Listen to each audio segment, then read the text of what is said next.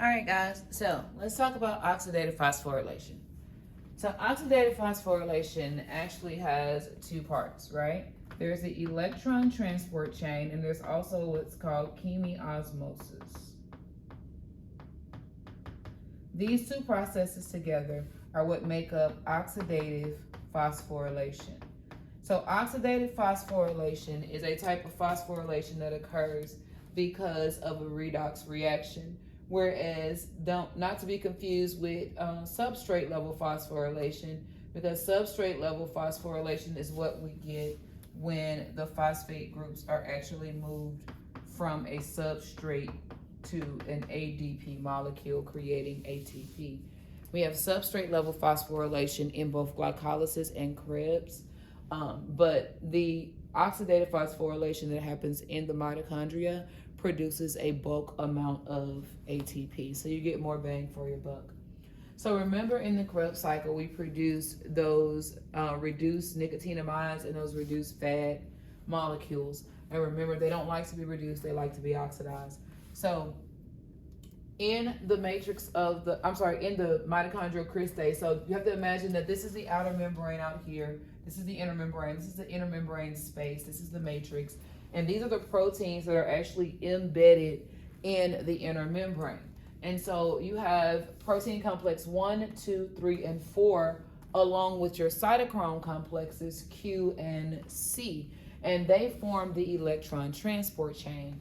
And then you also have this familiar enzyme over here, ATP synthase, and ATP synthase is also embedded in that inner membrane. Now, what happens is nicotinamide, in order to be reduced, will go to protein complex 1. Protein complex 1 will then take the electrons from the hydrogen, thus successfully reducing nicotinamide. So it's back in this stable format, and it can actually go back and be, successfully oxidizing nicotinamide. It can actually go back and be reduced again and come back and forth. So it's a shuttle molecule. When nicotinamide drops off an electron at protein complex 1, that electron goes through the protein complex 1 to cytochrome Q, to protein complex 3, to cytochrome C, protein complex 4, and ultimately it ends up at oxygen, okay? Oxygen is the final electron acceptor. So oxygen is required for this to happen. Now, the similar thing is going to happen when you have fat, but fat does not go to protein complex 1. Fat takes its hydrogens to protein complex 2. So these hydrogens that go to protein complex 2 will be stripped of their electrons. It'll go from 2 to Q to 3 to C to 4, and again end up at water as a final electron acceptor.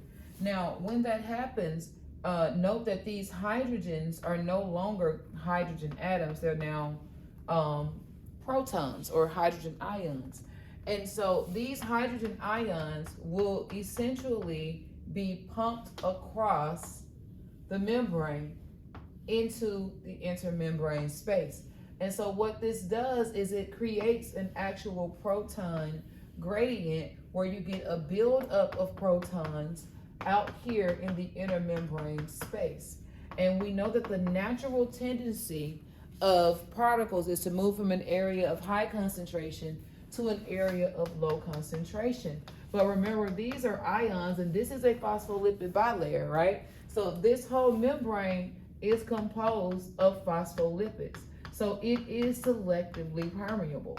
So it will not allow ions to simply cross the membrane. So since this ion can't cross the membrane, it has to find an alternate route. It needs to undergo facilitated diffusion, and the facilitator in this case happens to be ATP synthase.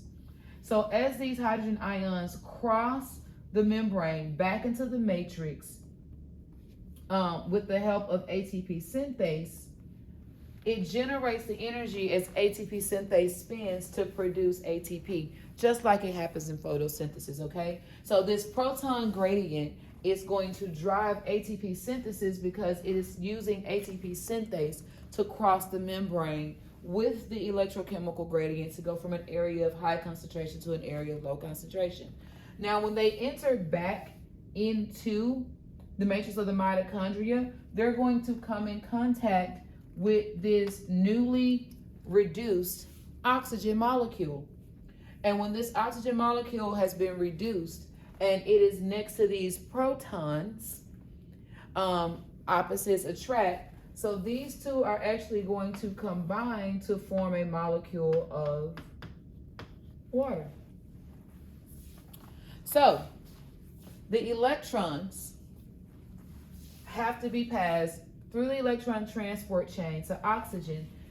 Chemiosmosis is occurring as the protons are coming to ATP synthase, driving ATP synthesis, and ultimately forming a bond with that oxygen to create a molecule of water. This will continue until oxygen is no longer available. If oxygen is available, the entire process halts, and instead of doing aerobic respiration, the cell will switch to doing anaerobic respiration to make sure that nicotinamide, which is produced during glycolysis, gets back to its oxidized state because it is not stable as reduced. So this whole process leads to a bulk creation of ATP. Anywhere from 30 to 34 ATP can be generated by this process of creating this electrochemical gradient where you have more positive protons outside in the intermembrane space than in the matrix. And because of that and the natural tendency of diffusion, facilitated diffusion will occur through ATP synthase. All right, guys, that's it for that section of cellular respiration, and biology is out.